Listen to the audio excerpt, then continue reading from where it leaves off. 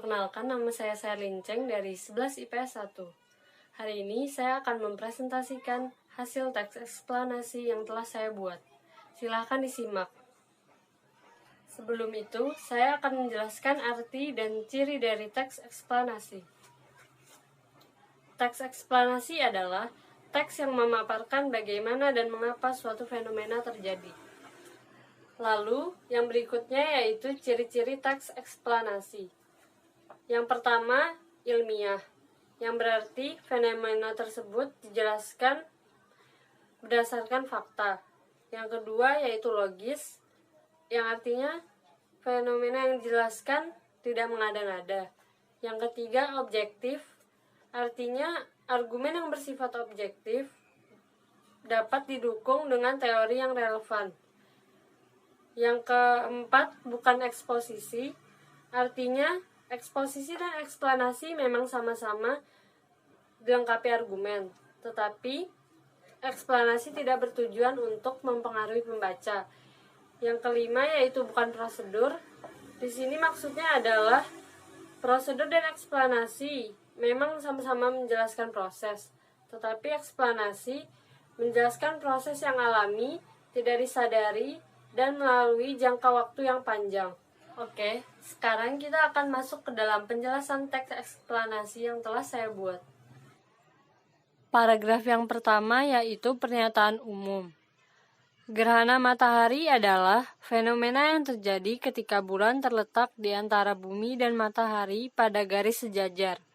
Kejadian unik ini dapat dibedakan menjadi dua, yaitu gerhana matahari sebagian dan total. Yang paragraf kedua yaitu sebagai deretan penjelas. Fenomena unik ini terjadi karena bulan menutupi matahari. Ada dua bagian di permukaan bumi yang dijatuhi bayang-bayang bulan, antara lain umbra dan penumbra.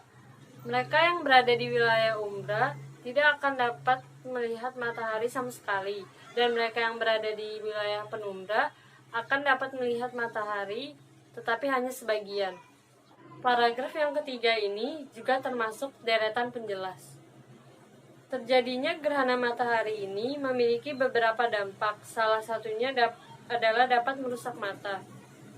Gerhana matahari total jika dilihat secara langsung, tanpa menggunakan kacamata khusus, dapat merusak retina mata. Paragraf yang keempat yaitu interpretasi. Di Indonesia, gerhana matahari cincin terjadi pada tahun 1998 dan 2009. Fenomena ini akan kembali muncul pada tahun 2031 yang akan melewati Kalimantan, Sulawesi, dan Maluku. Paragraf yang kelima ini termasuk ke dalam simpulan. Walaupun dampak yang ditimbulkan kurang baik, mari kita ambil sisi positifnya saja. Sisi positif di sini yang dimaksud adalah dapat melihat fenomena unik ini sebagai makhluk ciptaan Tuhan yang diminta untuk melestarikan dan menjaga alam ini.